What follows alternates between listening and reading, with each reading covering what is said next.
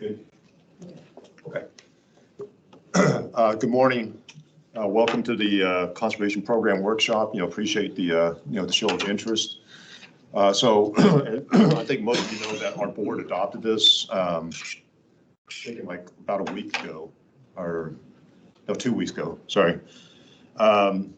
And really, this is just kind of a chance to, for us to, either sit down in person or virtually, to walk you through a little presentation that I have, and then, address any questions that you might have.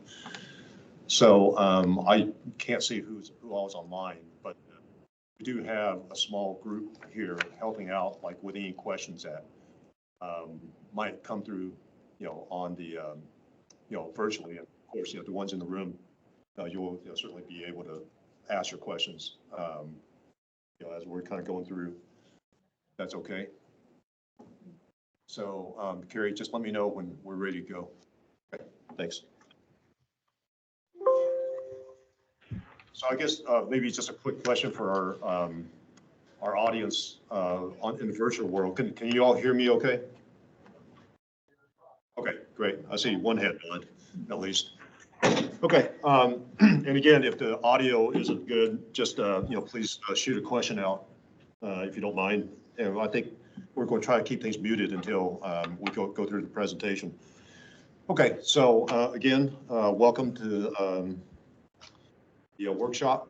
My name is Robert Chang. I'm the Assistant General Manager here at CVWD. I think some of you know me already. If you don't, please, I'll make a point to introduce myself to at least the ones here in person. Okay, so I have a short presentation for you, and this will be available on our website afterwards, so you can go back and take a look at it. But I think the reason that we're all here today is actually kind of discuss the conservation program that we actually introduced a couple of years ago, but it didn't really go anywhere. And I'll give you a quick timeline snapshot of how we got to where we are today, and hopefully that'll answer some of the questions on why this iteration of the conservation program is the way it does. So I'll give you a little timeline, and then administrative, some of the key elements, and then go through the application process and payment example, and then we'll talk about the schedule and next steps. And obviously I'm here to answer any questions that you might have, and we have some CVWD staff here as well who can answer questions that I can't answer. So I think by the way of background, this is a little bit of a busy slide, but I try to condense as much as I could. So reaching back all the way back to 2022, we started talking about this, with I think a lot of this group in May of 2022, and that was when the initial walks on the Colorado River was getting really bad. So I think in May of 2022, we actually had a workshop in this very room where we're kind of floating, the concept of a conservation program. And this program was originally going to be funded by Metropolitan Water District. I think, so I think one of the things that, we realized as a district was, things were getting bad on the Colorado River, and we've never had any shortages that we've, mandated through, our customers at all. I think, our job as water providers is to provide as much water as reasonably needed for beneficial use. So, you all are growers, and, our thing is, well, as long as you're showing that you're, raising crops beneficially, you can use, the water to that degree. So, this conservation program was actually kind of a new thing, for us to discuss. So that was in May of 2022. In June of 2022, you may have remembered, so the current commissioner of reclamation, Camille Tootin, dropped a bombshell in, I think it was a Senate testimony, and said, things are really bad, and unless you guys do something voluntarily, we're going to be mandating 2 to 4 million acre-feet of cuts annually, because the way that the Colorado River system is going at that point was not sustainable. And realizing the fact that 2026, we need a new set of guidelines. Right now, we're working under the 2007 guidelines. So it's a 20-year agreement. And, for large part, it's worked. But I guess when the agreement, the 2007 operating guidelines were crafted, they never envisioned the Colorado River system going to such a bad state. So you might have remembered, at that time, we're not just talking about Lake Mead, potentially running dry, but also Lake Powell, which is connected and releases water to Lake Mead and the rest of the system, potentially dipping below what they call power pole generation, where it's just so low that there's not enough water to run through the, the power turbines to generate electricity. And that has implications, not just for California, but the entire Southwest US. So this was a pretty big deal. So the 2 to 4 million acre feet was contemplated between 23 to 26. So this was, bear in mind, this was after our workshop. So we didn't have any clues that this was coming. So in September, the California parties agreed to 400,000 acre feet of reductions, voluntary reductions from 23 through 26. Didn't really know how we were going to get there. But more closely to home, you might have remembered, I think back in June, July timeframe of that year, CVWD's board actually approved, the previous iteration of this program. And it was open-ended because actually CVWD has never gone through, this kind of conservation program. We didn't know what to expect. I think we got a lot of good input, from the growers, such as yourselves. But this was predicated on funding for Metropolitan coming through. And when funding didn't come through Met, it really put iced the whole program. And I felt badly about that. I took it a little personally because, had conversations with a lot of you that, you all need to step up, you need to help, but, we can't do it without the funding. Because, the other thing that our board made it very clear is that, we can't let this conservation program, which, pays people, negatively affect our revenues, because in the end, there is no free lunch. If we took money out of the canal fund, which you all pay into for conservation programs, how do you account for this lost revenue and still kind of keep, the rates, the way they are? So that was our board's thinking. So when, Met fell through, it really, kind of put a kink in the whole program. And I know a lot of you, including some of my board members, asked me throughout 2022, well, when are we going to resurrect this? Obviously there's a crisis out there. The commissioner said so, but how is this going to, be funded? So in October of that year, the Inflation Reduction Act funds were released to the tune of $4 billion for drought relief actions in the Western U.S. So I'm giving a little bit of history lesson here, but I think, this helps in seeing how we kind of got to where we are. So the first pot of funding was actually, I would say about $1 billion. And these were kind of geared towards immediate drought relief efforts. So, the short term, the 23 to 26 period. So in November, literally less than a month after, we put in 2 applications. One was for replenishment curtailment. So as I think most of you probably know, we operate these, recharge ponds. One's Thomas E. Levy, pretty big one here in the East Valley. And then the other one is, a little further west by the windmills at Whitewater. That's our bigger one. So we said, okay, we've done such a good job of recharge, we could probably curtail, replenishment at that facility. And the reason why the board selected that one is they wanted to minimize the impacts to growers. They didn't want, the growers to have to worry about, okay, well, what does this mean? And not have you guys make that decision. So their first charge to us was, well, let's, take water out of something that only CVWD is kind of impacted by. And granted, I think, the recharge water, affects the groundwater basin that we all pull from, but it doesn't impact anybody specifically. So that was, kind of one of the, pieces of thinking. Morning. Good morning. And then the other program that we submitted was the Ag Conservation Program. So, the way that we submit. We have a few more people. Just outside. Yeah, checking in. Oh, okay.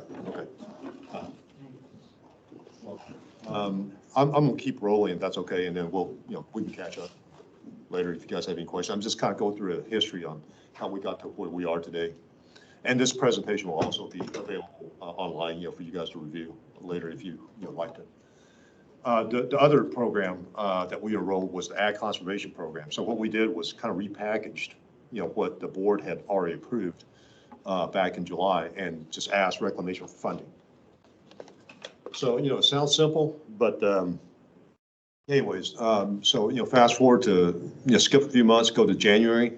So reclamation, as you can imagine, they were kind of inundated with a bunch of applications. I think the total amount was over 80 applications they got from all 7 basin states. Some of them were probably more rational than others. We thought, ours was probably, a lot more rational than the rest. We put a lot of details in there. So I think the replenishment, curtailment one was probably the easier of the two. And what that does is, we've been recharging, I think upwards of like 38,000 acre feet in this one particular pond or facility, for the last, 12 years or so. So we got a pretty long track history on it. And we negotiated. And so, we're able to do 35,000 acre feet of curtailment, just by not taking the water and putting it into the replenishment ponds. Okay, on the face of it, it sounds pretty simple, but it took us 6 months of negotiations for something that we could literally just shut off the valve on to, put water in Lake Mead. 6 months. And that's just, through the process. I'm not pointing fingers, but, everything with the feds is a process. Okay, so that one, the board approved back in June of last year. And we've been putting 35,000 in ever since. Okay, so if you go down to the bottom set of arrows, so, again, with over 80 applications, the bandwidth, I would say, at reclamation was kind of limited. So, we were, really pinging reclamation every other month about the ag program because we knew that was going to be more challenging. So with that one, it literally took from January last year to February of this year before we were able to kind of come and get a final agreement with reclamation and for our board to sign off on. So that was like, you can do the math, it's about 13 months. And we're going back and forth, and for months at a time, we wouldn't hear back from them. So why am I telling you this?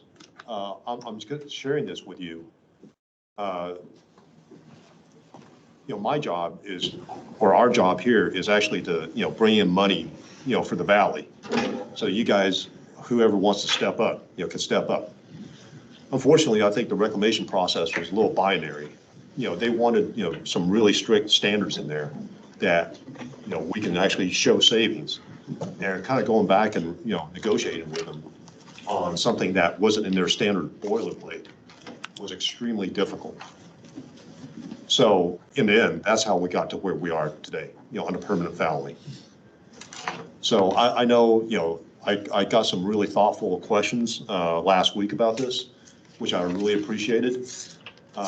But in my mind, this is still very early in the stages of the game. We got this year, we got 25, and we have 26. So I'm kind of thinking that, we go through the participation, see how many we get. And if we really don't get much, then I think it gives us really good ammunition to go back to reclamation and say, hey, you know what, you guys, and talk to our board too, that we have to revamp this program. So that's where we are. So if it's okay, I'm just going to keep rolling on this. So for the program elements, I think, this might look familiar, from a couple of years ago. So it's really, we kind of envision this to be like a 3-party sort of deal. So reclamation, they have, the agreement for us is with reclamation and also with the growers. So we're at this intersection. So reclamation is not going to deal with you guys directly if you decide to participate. So, we're your water provider, and we think we, have a good relationship with you. Well, maybe not after, this discussion, but, we kind of hope that, the discussion keeps going. So Reclamation is going to pay us, and then we'll reimburse you all. But, for that, they're going to do, they're going to need verification on this, which we'll talk about. And then for the participants, between us and participants, we have the rules and regulations. We've got the grower agreements, and then the consent form. And then, if there's any way that we.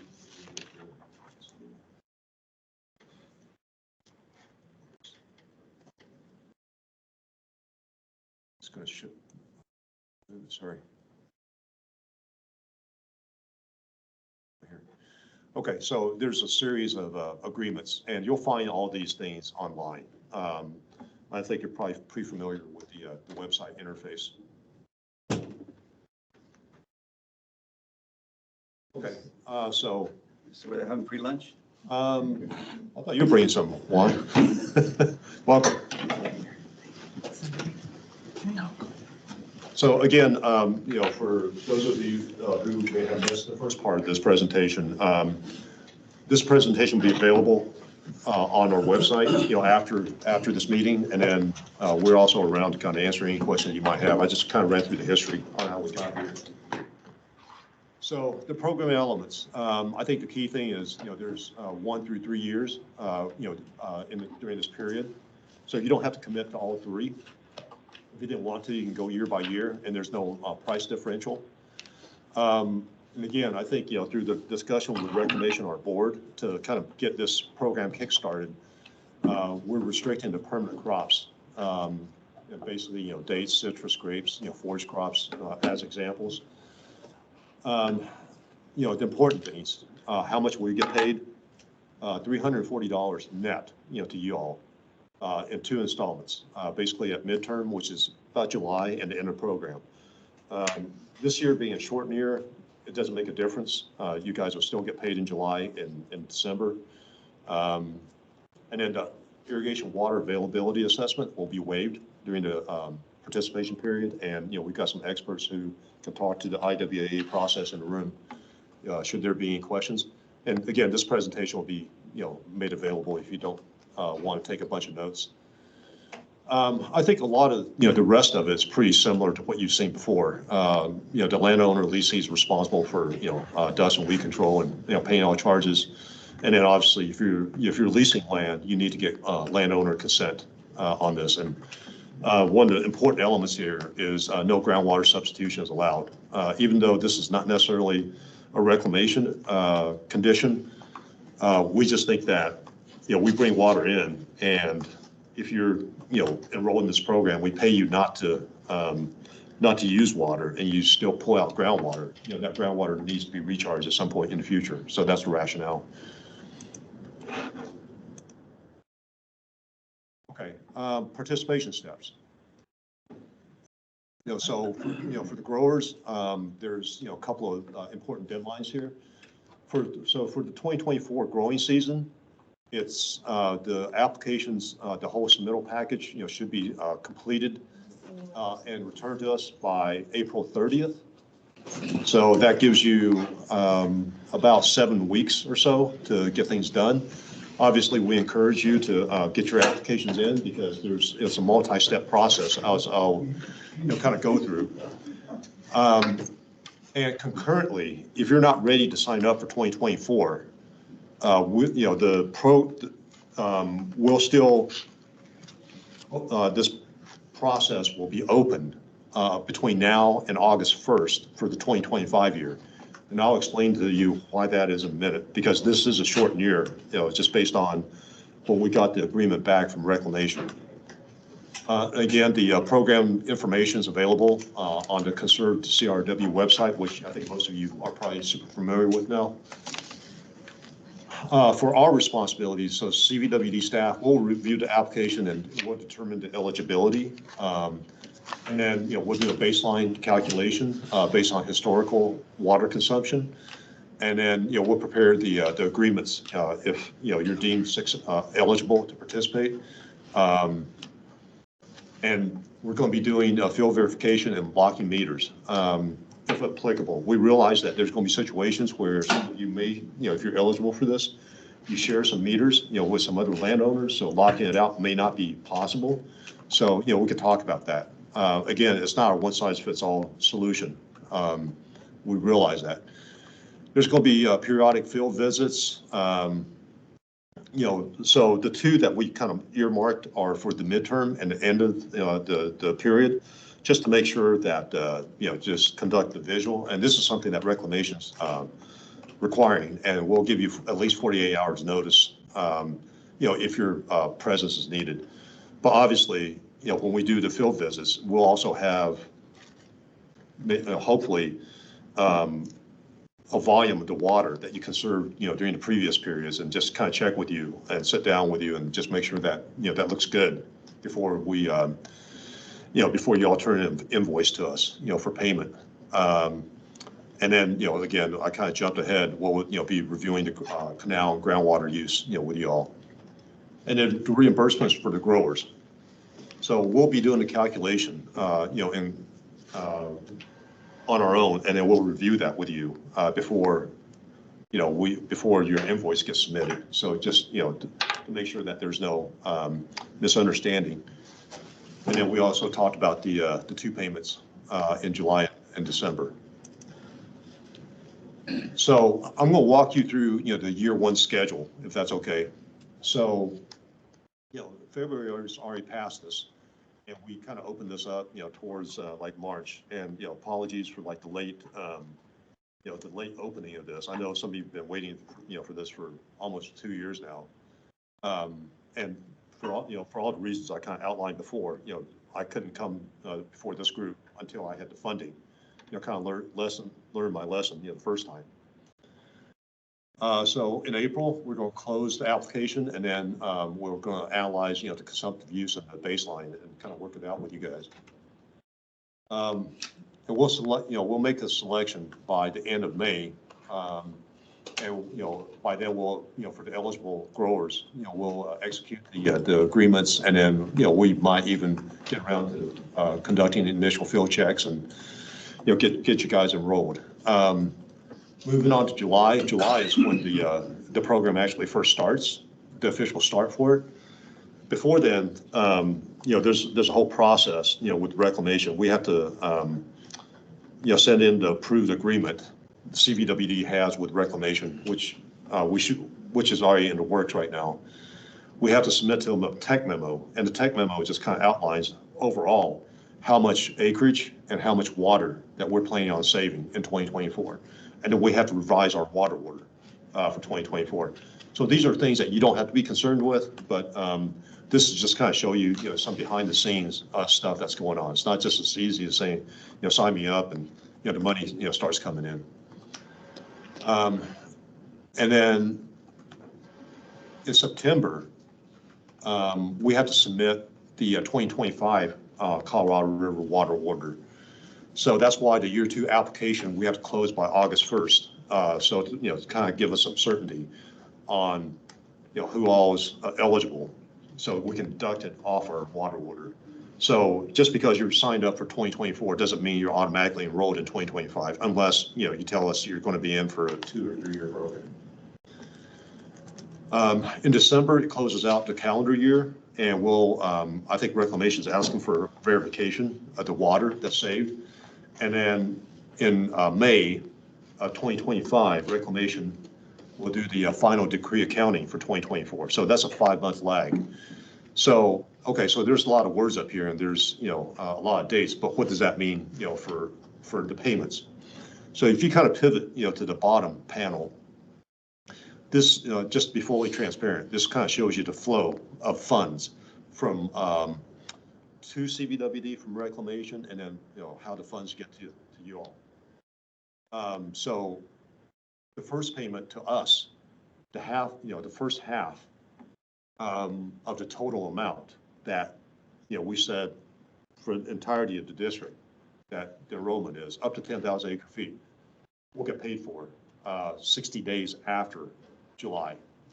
And we intend to submit this on the 1st of July. So, at the same time, you all can submit the invoice to us, for half the total for the first year.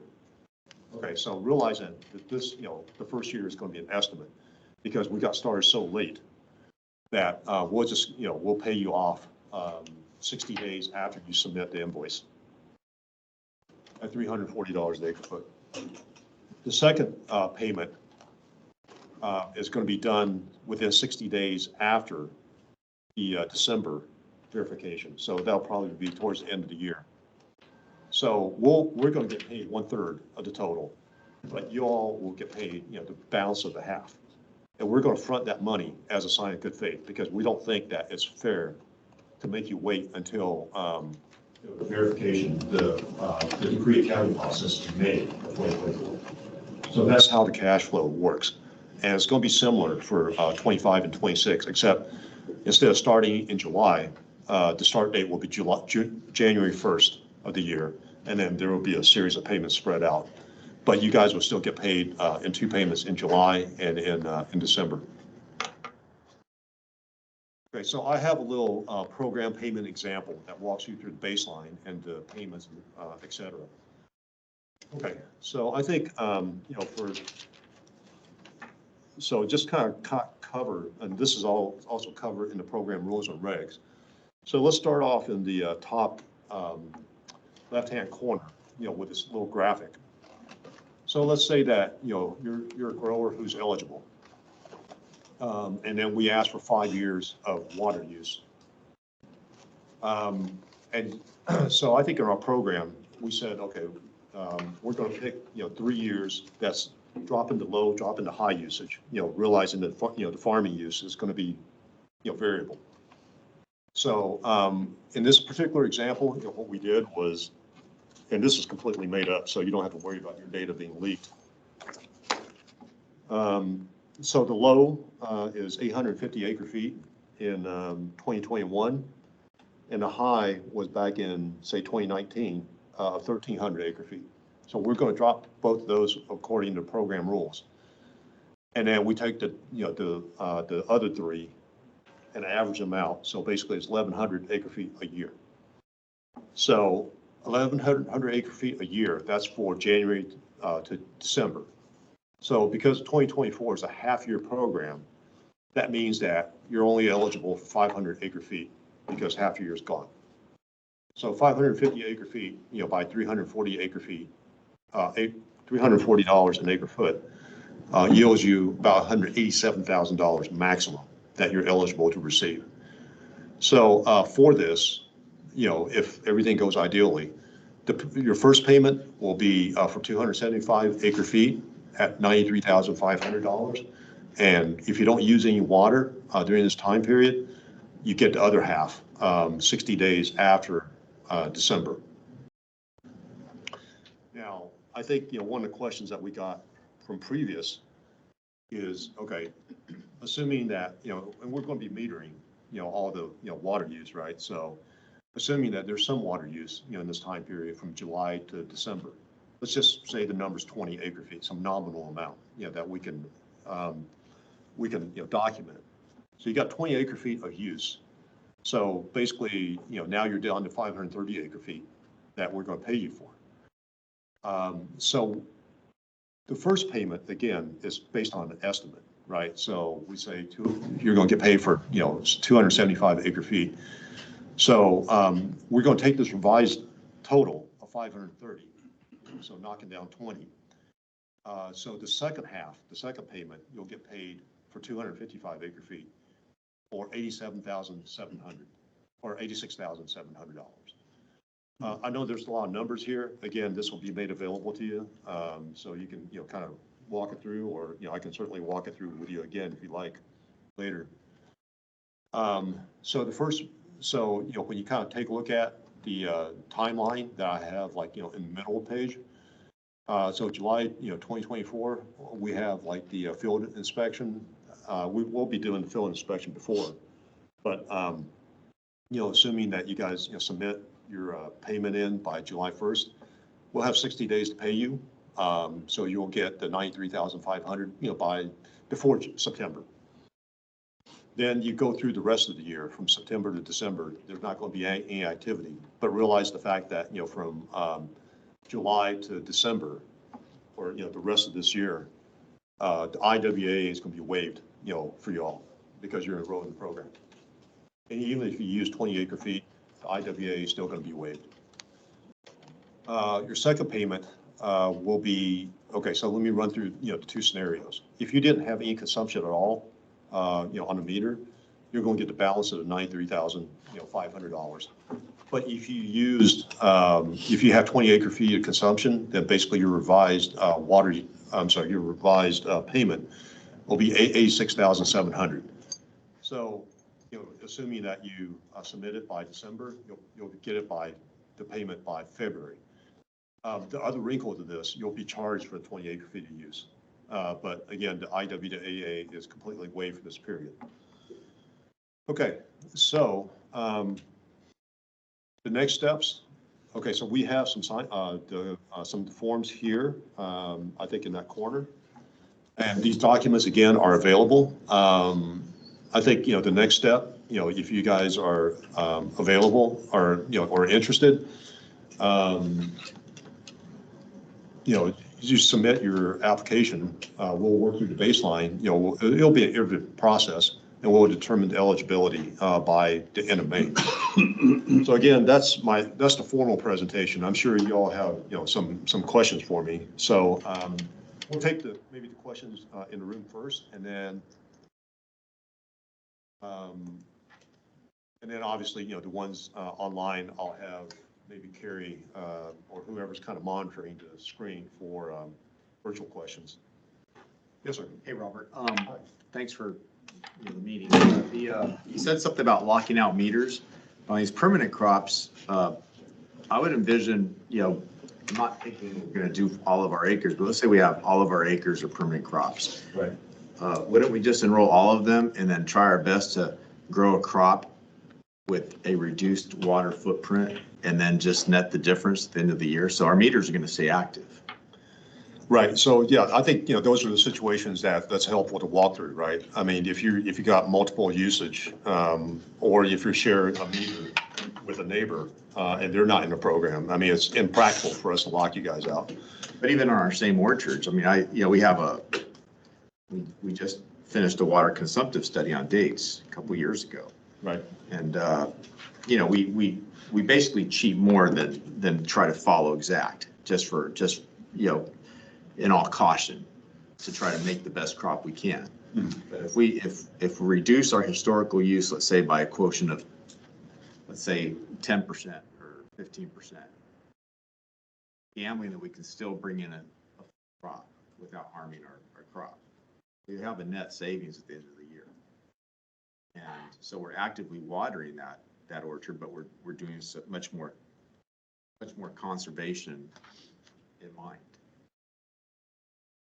Yeah, so I think what you're talking about is still there's still water usage, and unfortunately, I think the agreement that we was finally able to negotiate with Reclamation was this kind of a fallowing program instead of. Well, that just destroys a permanent crop at that point.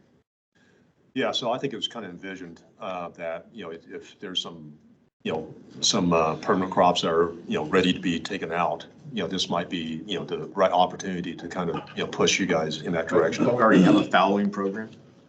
No. No. We did. Well, yeah, that was from a couple of years ago. Yeah. You might remember. Yeah. Unfortunately, that one never launched. Yeah, so on one of the earlier slides, I kind of gave the history behind it and how we got to where we are. But no, I appreciate the thought. And so it'd be basically taking out the permanent crop. That's the way it's written right now. Okay. And that's unfortunately the way that we were able to get come to agreement with Reclamation. So I think one of the earlier slides, I don't know, Carrie, whether you want to flip it back up on the chart. It took us literally like 13 months for us to negotiate this to get us to this point. So it was a very difficult conversation. Yes, sir. Just to recap, on the first meeting 2 years ago, as you recall, you presented a similar program, but it was predicated on a 20% reduction in flow for 2022 that year. And of course, the program got delayed, it didn't count, but that was our plan, and we did that. We went ahead, but that was one of the qualifications, or one of the ideas that you had presented, with 20% reduction in flow. Is that no longer, is that still going to hold for this program? No. Yeah, and sorry, it's been a couple of years, since that discussion, and, I don't quite remember, all the details of it. I think, this group said, yeah, I mean, you guys are going through some interesting times, in the farming community, and, you kind of made mention that, there was going to be some natural reductions anyways, just because of how things were. And I think, the question was, okay, well, are we going to get paid for it? And I think I was very careful to say, we can't enroll you guys until we get funding through, from either Metropolitan at the time or now Reclamation. And, you guys, were really good about that. And hopefully, that still kind of understood the point, because our board just basically said, well, we can't, afford to incentivize you guys, out of the rates, because again, if we incentivize you guys, there's lost water revenues, and then we got to take revenues out to incentivize, somebody else, right? And so in order to kind of keep the rates the way they are, we got to get the funding from somewhere else. That's why, there was such a delay. So no, I mean, the program, whatever iteration there was before, was never active. So, I'm not sure whether that answers your question or not, but, so what we're dealing with right now is the program under its current form. And there would be no requirement to reduce flow less than last year? Okay. Well, basically, if it's, fallowing permanent crops, then you have basically no use. See, our problem, as you might recall, we grow crops for wild birds, for waterfowl. We mow, but we don't sell. We're going to start growing alfalfa for sale this summer. We don't as yet do that. So we don't qualify as, I guess, as a grower yet. Yet we use a lot of canal water. So are we eligible for this? Okay, so alfalfa is considered a permanent crop. So are you talking about fallowing the alfalfa? Selling it, right? Well, if you're selling it, then I'm not sure how you're reducing your water use. Because I think in our mind, I think, using yours as an example, you've been growing alfalfa for the last, 5 years, whatever, whether you sell it or not. Okay, so, I mean, it is put to use, you said, for wildlife. So the way that this program works, let's say that you're going to do it for 2024. Okay, so you enroll in the program July 1st. You basically have. I think your ducks are calling you.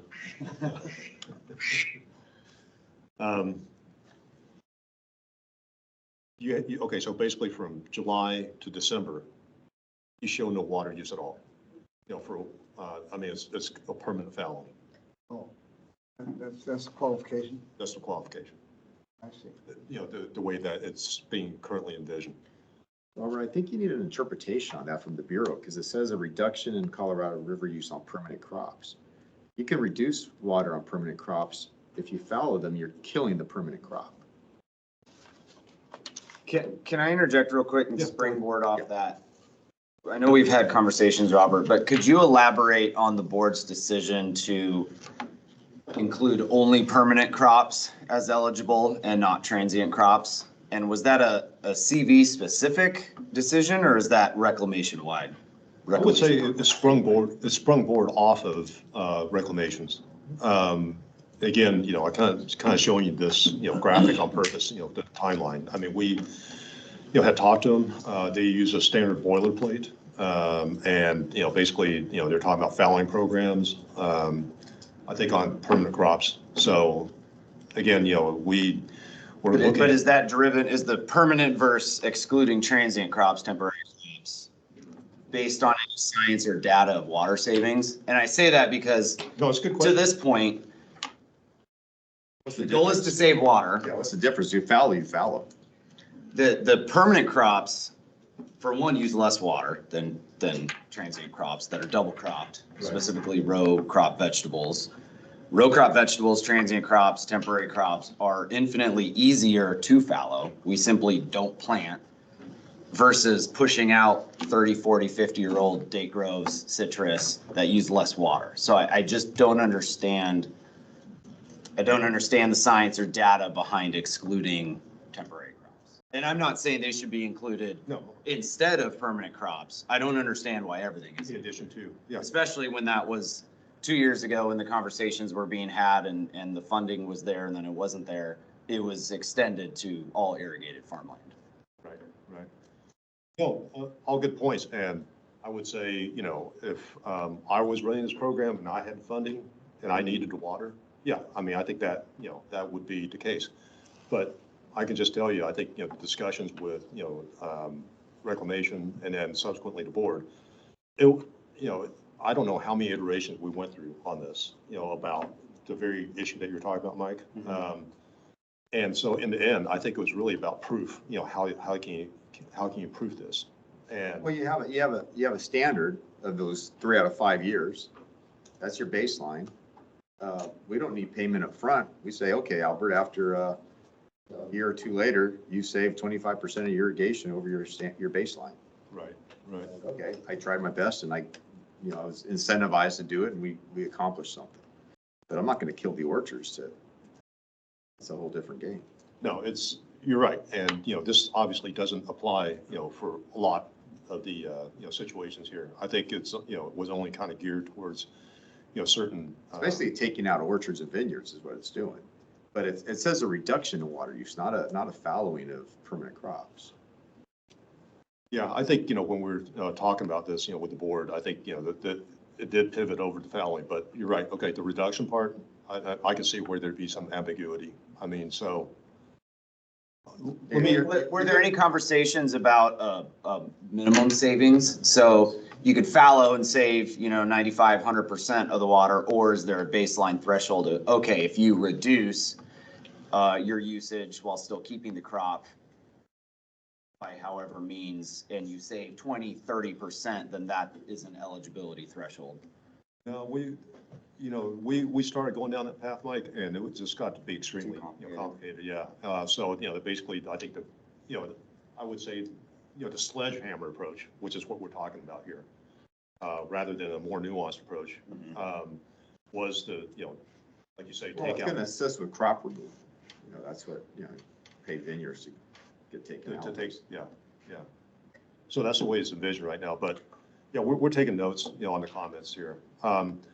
And I'll just say that, the reason why we haven't had this discussion earlier was because we weren't sure about the funding aspect. And we didn't want to, waste your all's time with, on something that may not go anywhere again. So You mentioned that it was a proof issue, a proof of savings issue in the permanent versus temporary, yeah. even when transient uses more water. Yeah, I think it was, in the end, the discussions with reclamation and the subsequent, and then this iterative approach, with our board. I think both of them, wanted a lot of proof. They didn't want any gaming. They want to make sure that, the water that's saved is actually being saved, right? So, yeah, I know you all have some really good arguments. I'm not saying you don't. If the meter's locked and there's the verification, this field inspection verification, then I don't see how proof of savings would be an issue. Right. And to one of the points I brought up with you, I don't think participation is going to be that high from permanent crop owners who, why would you blow out a 50-year date orchard to make a couple bucks for 3 years, and then what, you got to plant it back? Unless the time is right, for you to do that. But yeah, no, you're right. No. And what's to keep permanent crop owners from pushing out for 3 years, participating in the program, then replacing them with temporary crops that use more water? Then in 5 years, the state's going to be using more water than it is now. Yeah, no, I agree. It's not a perfect program.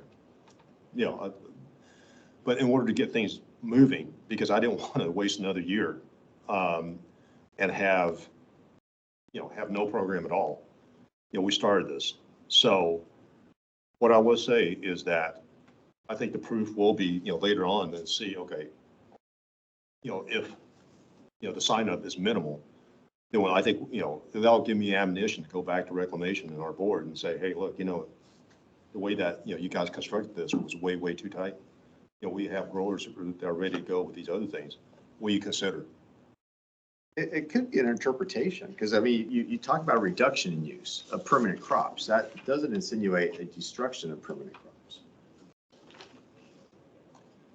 Yeah, I don't know, no, it's a fair point. So, I think the way it was envisioned, at least, in discussions with the board and the direction that I got was there shouldn't be any use, on that particular, piece of land. So, I'm just trying to think, can you reduce or, fallow without having to take out, the permanent crops? In your, the date situation, the alfalfa situation, I don't know the answer to that, but it would appear not. You stop watering, you kill the crop. Yeah, I kind of heard this year that, the date crop, got a lot of rain. So I'm not sure what that's going to affect. We lost half the crop with the storms. Yeah, that's pretty bad. And we stopped irrigating, so I'm glad you're doing 3 out of 5 years, because I think the last half of 23 we didn't irrigate. Disastrous. Yeah, I hear you. Yeah, yes, sir. Yeah, I have a question. This is water conservation. And it seems like it's not a burden, but it's an issue here that it's farmers, landowners and stuff like that. When we talk about California water conservation, is this just for the water district and landowners, farmers and stuff like that? What about these people, that are turning around and pushing this lithium and stuff? They use water, so are they gonna be issue to everybody? Because water's water, and if you use it, you're using it. So, you're not conserving it.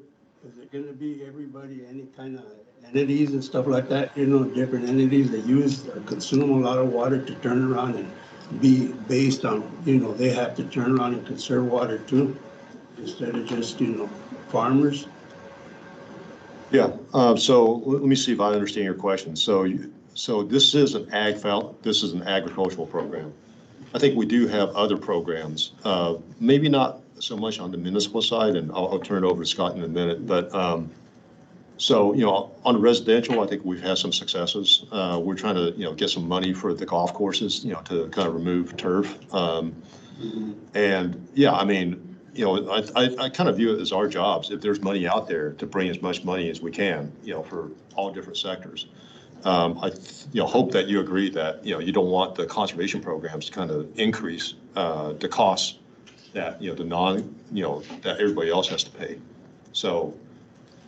Yeah, because years ago, on your pumping station there on Cook Street and stuff like that, I worked for Sully and Miller. I was 19 years of age. We did all the construction there and stuff, through that company. But that water there on Cook Street, where they were going to turn around, it was a new thing, a new concept of turning around and reclaiming the used water and turning around using the golf course and stuff like that. Was a big thing back then. Right. Okay, no, I think I understand your point. Yes, sir. One of our big problems is IWAA. In our 15 years of canal water use, we're on canal water. We've never met our allocation. We've never been able to. Even when we tried, we don't even come close to our allocation. Will we be able to qualify, even though if we're not a grower per se, to get relief from the IWAA in any way? Outside this program? Or no, even in it, or either way, we need to address our IWA because it encourages waste. So. Yeah, no, I sort of remember this conversation, from last time, even if it wasn't used, somebody else raised a similar question. And unfortunately, that's something that, the board has to deliberate on. I think, the IWA's policy is, set by the board. And yeah, I mean, I think we heard that conversation loud and clear, and we, presented to the board, and, so far, I mean, not too much has happened. I understand the frustration. Yeah, we only flood four to 5 months a year. Okay, we flood to grow crops for migrating waterfowl from Canada. They only winter here.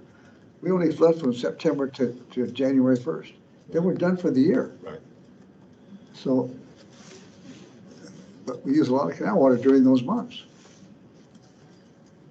So maybe I'll turn it over to Scott to kind of talk about, Yeah, no, that's, both that's sets of fair. questions. Yeah. So, as Albert knows, we've had conversations in the past about IWA. And so if you don't meet, the IWA is based on usage of 3.8 acre-feet per acre, or that's the charge. So if you don't meet that, you end up paying the IWA. And, it's certainly something that, if we have gone to the board in the past and had discussions about, how to make changes to it. But, ultimately, I think that's something that, we don't have discretion at the staff level to waive it, like in your situation where, if you're not meeting the IWA, we don't have the discretion to waive it. We would, as part of this program, for any of you participating in this program, we would waive it for the period of time that you're participating. So, That would be wonderful if we can participate. so, So to participate, we have to be, as of July 1st, we must be growing and selling alfalfa, for example. Is that correct? well, and I think you would be looking at that parcel's kind of historical baseline consumption that Robert was talking We have about. the history- we have There's the also history. stipulations in there when you plant it. I think you're disqualified already. It's like 2022 or something like that. Because we have no history, so we're not qualified. Yeah, I think we have to have some history, because, the reason why this was put in there was to discourage like speculation. Somebody buying a piece of land. We grow crops, but we don't sell it. We grow it for the. So if you have consumption, I always do that, I love these workshops because all these, scenarios come up that we, never contemplated. I would just say, I think the important thing is, the permanent crop aspect. But it sounds like even, with the permanent crop that you have, the alfalfa, you're not going to be able to, really not use water. You're talking about water reduction, same thing that I think Albert and Mike are talking about. And that was something that, wasn't the direction that I was given, by our board. But, this is all really good feedback. So.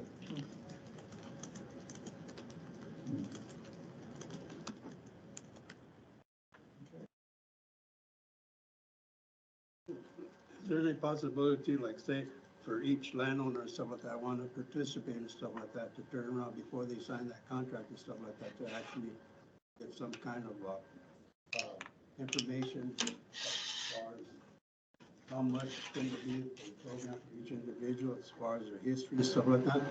Yeah. We use water and stuff like that, but I really don't have, Your baseline.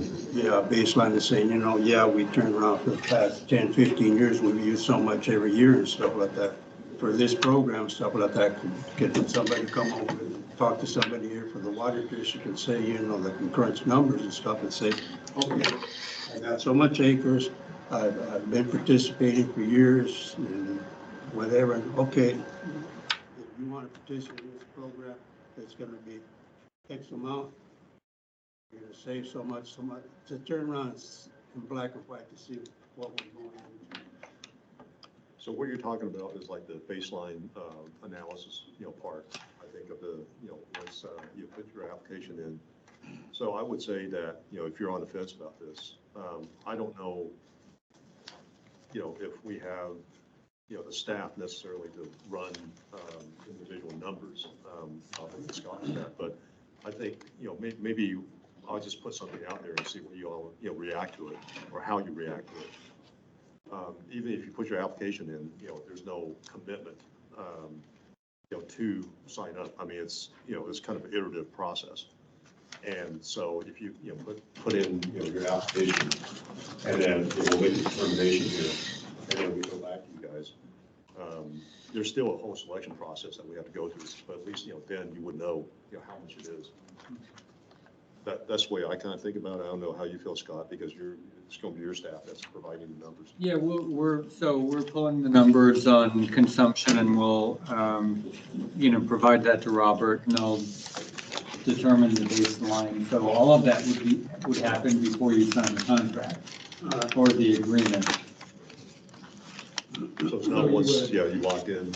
Yeah, you wouldn't be locked into anything before you knew what we were, what, everybody would know what the conservation target would be and, what that baseline number is. Yeah, of course. Sorry if I'm getting redundant. I'll shut up if anyone else has questions. Please. Are the program guidelines adopted throughout Metropolitan, the whole Reclamation Board? I mean, or is it district by district? I'm still just trying to understand the logic. well, or lack thereof. Yeah, okay. Yeah, no, I got it. And if there's flexibility district by district, or if, it's a losing battle, if it's a reclamation board or a metropolitan district decision, that then the program guidelines are identical per district. It seems like the guidelines would be different district by district.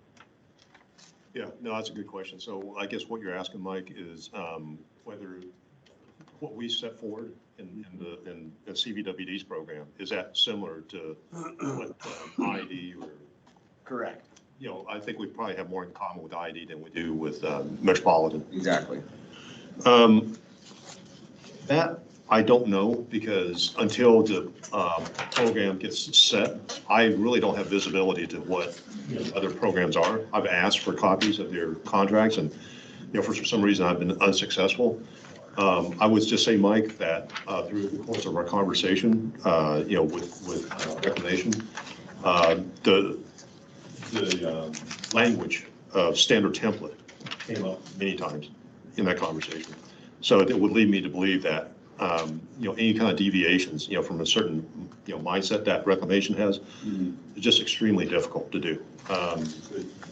So I don't need to kind of saddle you with the issues that, some of us had to go through, but it was not an easy process, even to get to this point, as imperfect as it is. So, I realize the program doesn't work for everybody. I think you all make some really good points. I think the only thing I can say is, if it doesn't work for you all, I think I got the notes. I mean, open it up to more. We don't want to kill crops, to participate in this program. Water reductions, if we can demonstrate it, would be good. I don't have to kill any crops. I just don't plant them. Yeah, understood. And I save the district 8 acre-feet a year based on the usage you guys have given me in the past. Right. I don't think the citrus grove is going to use that much water. No. And then also, the other thing I mentioned to you earlier is the other impacts, the ecological impacts. Oh, yeah. So you're going to push out a whole bunch of date grows and citrus and permanent crops and trees and, turn the valley into a dust bowl and maybe save a little bit of water. Or you can open up the program to transient crops, which don't have near as much impact, and save more water. It doesn't make any sense to me. No, As I mentioned. all good points. No, all good points. And, I want to thank you for, taking the time to put down all your thoughts on paper. I mean, I know it must have, take a little bit of thought. Not really. It seems kind of a no-brainer Okay, to well, great. us. Maybe we're biased, and correct me if I'm wrong, and like I said, like I mentioned, it's not an us versus them. I just don't understand why cast a wide net, especially if you're looking for participation. Right. Yeah, I think there's a lot of things that I would just say that Reclamation does, that kind of baffles me too. I mean, if there was a urgency, back in 2022, in June, how come it took us this long to get an agreement? I mean, I'm surprised that, somebody hasn't asked that question. And we ask ourselves the same thing. So, do you want this program to succeed or not? I mean, we're, really, on trying to get an update on this, for every month of last year on where we are. And it's like, it's either emergency or it's not an emergency. So, again, I know that, this program's not going to work for a lot of people. What I can say is, okay, so a couple of things. I think one is, yeah, definitely, I think the questions here don't surprise me, and your viewpoints don't surprise me at all.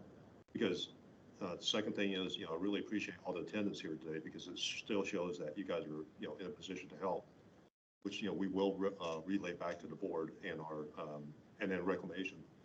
I think the third thing is, I think the proof really is going to be, say, if we get by, April 30th and we get like no participation, we can certainly have the ammunition to go back, to our board and say, hey, and also reclamation say, this ain't working. I think the reduction idea is valid. The draconian elimination, even on transient crops, I mean, you have to set if you want to farm those parcels again, you got to set them up so they don't erode, Right. And you might need some water. Yeah, it might go from 6 or 7 or 8 acre-feet to 1 acre-foot, but you're still going to use some water for conservation purposes. Right. And then with permanent crops, okay, if I'm using a leaching coefficient, I could probably get away with that for a year or two. We save 10%, 15% of water, still grow a crop. And we don't destroy the capital investment of the orchard or vineyard, but we can deliver back to you a half acre foot or full acre foot. Something, yeah. And there's a reduction. Right. And we can be incentivized to do that. I think the other difficulty, and all really good points, I think the other difficulty for us too is that we don't just have reclamation kind of breathing in our necks. We also have metropolitan breathing in our necks too. And I think, so, you're nodding your head, so I think what the comment I was going to make is, so, metropolitan being the junior water user on a river, any water that we don't use, kind of flows to them, right, through the priority system. So during this last iteration a couple of years ago, when we had, serious discussions, we were going through a lot of discussions with Metropolitan, and they want to prove that, the water that was being conserved isn't impacting, the water that could potentially be flowing down to them. So, believe me, they watch everybody's water doors like a hawk. So, that's another, issue that we got to get through, because whatever water that's conserved through this program, as minimal or even up to 10,000 acre-feet, we got to get forbearance on from, from Alberti, from Metropolitan. And so they're going to demand to know, okay, how are you guys going to account for this? So that's just another, piece that you guys don't have to deal with, but I do. So I think it'd just be your baseline, and then maybe not payments up front, but payments in arrears. On the back end. You proved you saved 15%, Yeah. here's an incentive, and then that incentivizes us to go get, even convert to more efficient systems and stuff. So, good point. And when we kind of constructed this program originally, our submittal with reclamation, we said, okay, so we don't want any payments up front. I mean, we always kind of envisioned this, you all would submit, your invoice to us, and then we turn it around and, go to reclamation, right? That's the cleanest way to, show proof. They didn't want to do that. They said that the way that their other programs are set up is exactly the way that is shown here. So that was another thing that took like, months for us to kind of, walk through. Because again, they're kind of, their budget is set, and they got to spend that money. So they say, well, we're going to give you the money, up front. And it's like, okay, well, how does this work on a reimbursement basis like you're talking about? That's all speculative. You can't really count. It's all speculative. Yeah, absolutely. I'm not going to deny that. So again, don't need to saddle you with, my troubles and the discussions with reclamation. That's what I'm here for. But, I could just tell you the discussion with them has not been easy nor flexible. When you submitted your application for funding for CV, did you have to submit any type of estimated water savings or projected? Did we send in estimated? Yeah, so when you apply for the funding Yeah. to the reclamation board, Right. did you do any type of estimated, all right, we estimate we can save 10,000 acre-feet a year, whatever that number is? Yeah, no. So where the 10,000 came from is environmental coverage for the Salton Sea. You know, as simple as that. Because, you know, you guys have been with me on these conservation discussions, and I don't really know. I mean, to me, this is like one gigantic pilot program. You know, the conditions have to be right, you know, for you all to participate. I get that. It's a financial decision. But, you know, for me to, you know, not have any numbers to submit to reclamation, you know, they need some certainty, right? So anyways, that's where the 10,000 came from. Good question. Robert, Yes, sir. even though we're not growing crops yet, last year we used a significant amount of water, we have 3 meters, we ran them wide open, 26,000 gallons a minute for several months last year. Saying you can't offer us in the city to try to reduce that this year, it would take a significant amount of water. Use it. Understood. But again, you know, if the program elements, as the way I describe it, you know, probably doesn't work for a lot of people. So, you know, outside this program, I don't really have a lot of tools I can give you to, you know, to incentivize you to reduce. And if I could just chime in here, because this ties into the other question about conservation. You know, on the domestic side, since, like, you know, during the last drought from about June 22 until the present time, we provided like $14 million in rebates, removed over 5 million square feet of turf on the residential and commercial side. But we can't use, you know, we don't have conservation funding in the canal program. So all of that money came from either domestic funds or there were some small grants that we got. Some cities also did matching rebates. So that's how we were able to do so much conservation on that side. But the canal fund, you know, any conservation program would have to be funded through the rates, like Robert mentioned earlier. So, you know, and that would make the rates go up, you know, across the board. So, I mean, I think we also have the same issue for people who have private wells and use private wells. We don't have conservation programs dedicated to private wells because those rates would come directly from those customers. So we can't take like the domestic conservation funds and shift it over to canal. And that kind of goes back to your question, sir, from earlier. But, you know, that's why, you know, it sounds like this program is so narrow because we have this, you know, because of the Bureau requirements and, you know, our just the fact that we don't have other tools, other funding to create programs. So I hope that. Robert, if you don't get participation on this go around, what's the possibility? Will that add pressure to the Bureau to come up with something that's more amenable? Is that what? No, that's a great question. And I think that's where we're going with that. Because again, you know, they set aside, you know, so much money and, you know, it wouldn't be a good look, you know, I mean, 2024 is a kind of a weird year anyways, because it's, you know, mid-season we're talking about.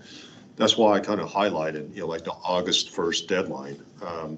Because it's my sense that, you know, by April 30th, and let's just say that we get no participation at all. You know, we're not going to wait until, you know, April 30th. We're going to go back to our board and tell them, hey, we held this workshop. You know, we got some really good comments about reduction. Can we push on reclamation, you know, for this? And, you know, I think they're pretty reasonable people. So they'll say, well, yeah, I mean, if we want to participate, you know, the money's there. It doesn't do anybody any good. You know, just have the money sitting idle. You know, reclamation would probably agree. So I think, you know, we'll have a dialogue with those guys and say, okay, can we get something, you know, a little bit more certain, you know, maybe change to some of the rules that, you know, you and Mike were talking about. Imagine you'll have a few vegetable growers on the waiting list, waiting outside the door to get let in. If it was kind of. If there's no participation. Was amended, yeah. Yeah. Yeah. And I'm kind of hoping, you know, between say like, you know, the end of April to like August 1st when we, have to kind of close the discussion for 2025 enrollment.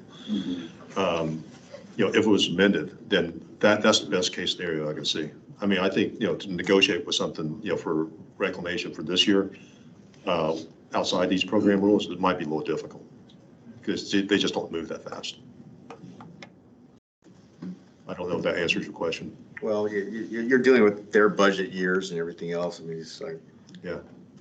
yeah, I mean, you're gonna get some participation with, you'll incentivize some orchard or vineyard removals. Right. But, yeah, I mean, that's kind of a distortion Well, let's say, yeah. of the reason for the program. Right. So let's say that, we only get, let's make up a number, 500 acre-feet of savings this year, from, it's kind of a one-time thing, right? So, I think that would, give us the ammunition to go back, to reclamation and say, hey, the way that this is constructed is way too tight.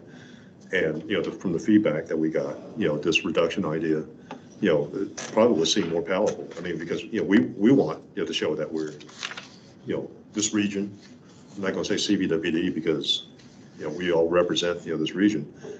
We're not participating much because the rules are frankly too tight.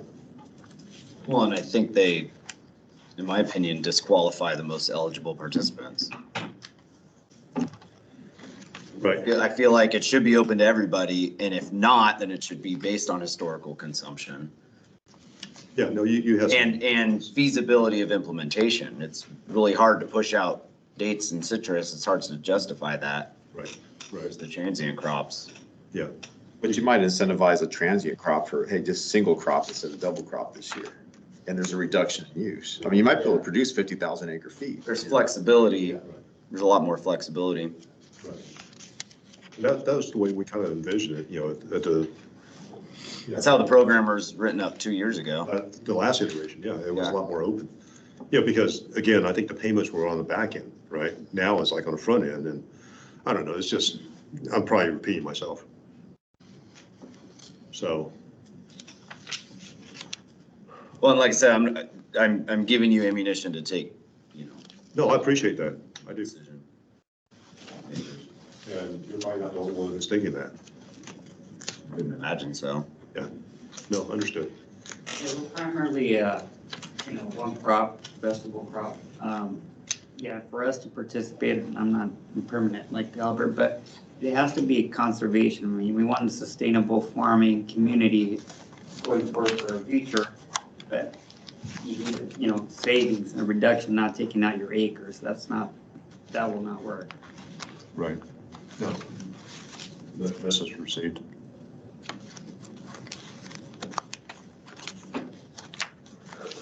Okay. I'm going to be around for a little bit if you guys have specific questions. Otherwise, this presentation will be made available and we'll get, on our website that I think most of you are familiar with. So I do appreciate all the conversation. I know it's probably, we didn't get to a place where, some of you wanted to get to. But we definitely noted down all the comments. And just appreciate, the level of interest. Keep trying. Yeah, absolutely. Thank you, Robert. No, thank you. Scott. Albert. What day is today?